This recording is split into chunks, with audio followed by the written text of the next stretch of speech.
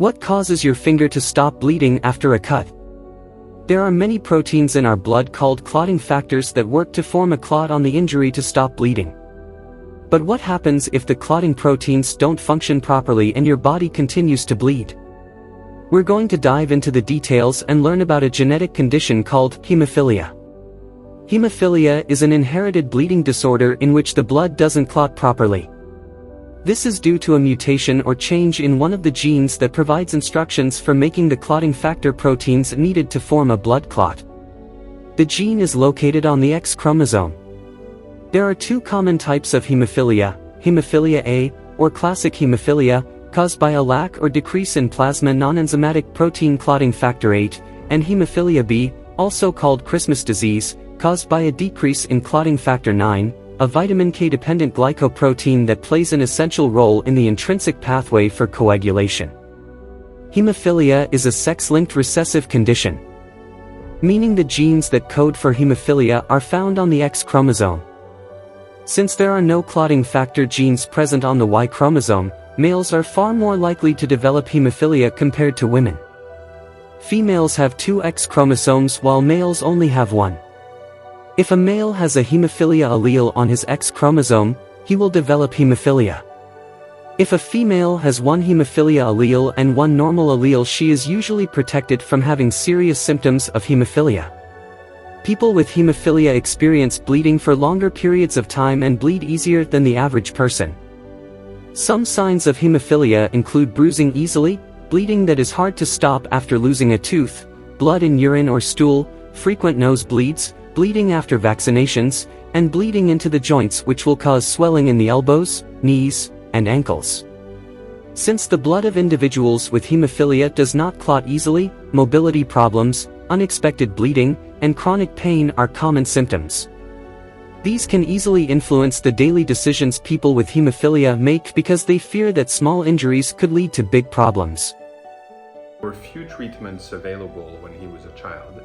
And so really what it would mean is that if ever he had a cut, the bleeding wouldn't stop. Or if he had a bruise, it could be an internal hemorrhage as well. And so you can imagine for a child, if you're in a school yard and playing with friends and you knock your knee and you have a small bleed, that could be a major problem and you could spend days in the hospital. It could be a life threat. Therefore, he was kept aside and he could not play with the other kids during recess, for example. And so he never really got to integrate with other kids during his childhood and was a fairly distant child. On a biochemical level, hemophilia is an insufficiency of the activity of the tenase complex. Your tenase complex allows your blood to clot by converting factor X to factor XA, which is the enzyme that converts prothrombin to thrombin. That conversion then leads to the conversion of fibrinogen to fibrin, which then allows for a clot to form. When this process fails, the body cannot perform the necessary steps for a blood clot to form. You know, in everyday life, you're like, oh, you cut yourself, you're cutting carrots, right? And you cut yourself a little bit, and then you put a little bit of polysporin, a Band-Aid, you're done. Well, this wasn't the case at all. Hemophilia is manageable with the proper treatment. However, if bleeding occurs in a vital organ, such as the brain, death may occur. Today, hemophilia is not invariably fatal and many people are capable of living relatively normal lives. As for psychological effects, it is reported that 93% of people who participated in a survey by the Great Lakes Hemophilia Foundation experienced depression and 92% experienced anxiety. I understand it. It was really a question of kind of stopping bleeding and waiting for it. There were a number of blood transfusions throughout his life because if he lost blood, he lost a lot of it. It is unclear to me if they were able to infuse platelets or other things that would cause the bleed to stop.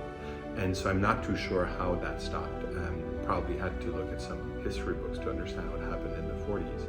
But at the same time, what you have to think is that my dad was born in 1945, right as the Second World War was ending. And so it's not just a question of the treatments that were available, it's also a question of what was available at that time in a time of economic hardship in France, as well as you can imagine with the war, lots of people with that lost limbs, etc., and so also needed blood transfusions. So I can only imagine that getting access to the treatment that he needed was very, very hard as he was young. As of now, there is no cure for hemophilia. However, there are effective treatments. One of the most common treatments is injections of a replacement clotting factor so that blood can clot properly. Today, patients have the luxury of giving themselves their own clotting factor at home. Injection of liquid clotting factors can be used to prevent and treat bleeding episodes. The amount of factors given to patients is determined by their hematologists because the most efficient amount usually varies between patients. Hematologists prescribe two types of dosages that are sent to pharmacies for pickup, a prophylactic dose and an emergency dose.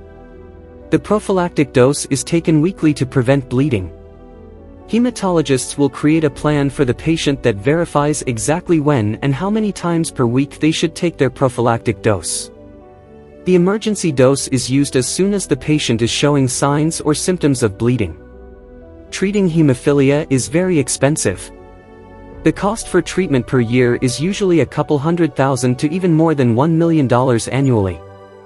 Infusion of clotting factors replaces the missing clotting proteins in people with hemophilia and allows your blood to clot. Untreated, patients risk uncontrollable bleeding. The clotting factors, such as factor VIII, are made from human plasma from donated blood or recombinant factors. Plasma, the liquid part of blood, contains proteins like antibodies, albumin, and most importantly, clotting factors. Scientists then make the clotting proteins into a freeze-dried product and proceed to treat any potential viruses in the plasma. Factor VIII combines two proteins, factor X and factor IX, allowing blood coagulation.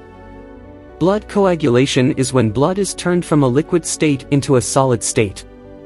Blood coagulation is what happens when blood clots. Recombinant clotting factors are genetically engineered to do the exact same thing as clotting factors from human plasma. Because recombinant factors don't contain plasma or albumin from human blood, they can't spread blood-borne viruses. A common issue with some treatments like clotting factors is that inhibitors may develop. Inhibitors stop the treatment from working by stopping the body from accepting the treatment as a normal part of blood. The immune system identifies the treatment as a foreign substance and attacks it with an inhibitor. People who get inhibitors can be severely burdened by the cost of special treatments. These costs can add up to over $800,000 per year. Emicizumab, or Hemolibra, is a new drug that prevents bleeding episodes in people with hemophilia. Hemolibra is a type of prophylactic dose that is injected into the skin, and doesn't involve clotting factors. Instead, Hemolibra works by imitating factor VIII by bringing together two proteins that make coagulation, or clotting, happen. Hemolibra is special because it works in the presence of inhibitors. Desmopressin acetate, or DAF or Stymate, is a medication similar to a hormone produced naturally in the body that stimulates the body to make more clotting factors. The medication causes tissues in the body to release factor VIII. More clotting factors means clotting can occur naturally. Desmopressin acetate can be given slowly through the vein, or by nasal spray. Epsilon aminocaproic acid, or Amicar, is an antifibrinolytic. Amicar works by stopping a blood clot from breaking down, creating a firmer blood clot. Amicar can be given as a pill or liquid and is often used for bleeding in the mouth or for when a tooth has just been removed. Hemophilia can be treated, but if the bleeding cannot be stopped or occurs in a vital organ such as the brain, death may occur. Hemophilia is often detected when symptoms present, usually during the first year of life. As he was very little, it was an issue because when he was bleeding, he would not stop. And I think somewhere around 4 to 6 years old, definitely before he started elementary school, he would diagnosed with hemophilia. Prenatal genetic tests for hemophilia can be used if the genetic mutation is detected in a parent or close relative. Amniocentesis and chorionic villus sampling, CVS, are both invasive tests that collect cells to test for abnormalities in the fetus. Tissue samples are collected from fetal tissue or amniotic fluid. The DNA is tested for the factor VIII or factor IX gene. CVS and amniocentesis are usually performed in the 11th to 13th week of pregnancy. There is a 3.12% chance of miscarriage or infection from either of these invasive tests. A coagulation test detects carriers or those who will have hemophilia. The prothrombin time test times how long it takes a sample of blood to clot. Normal clotting ranges from 11 to 13.5 seconds. Levels above are considered critical or hemophilia. Science is changing all the time, and in medicine we continue to see technological improvements. Hemophilia still remains a dangerous condition, yet with the new treatments available, and the ability to prenatally detect hemophilia, we can prevent further fatalities.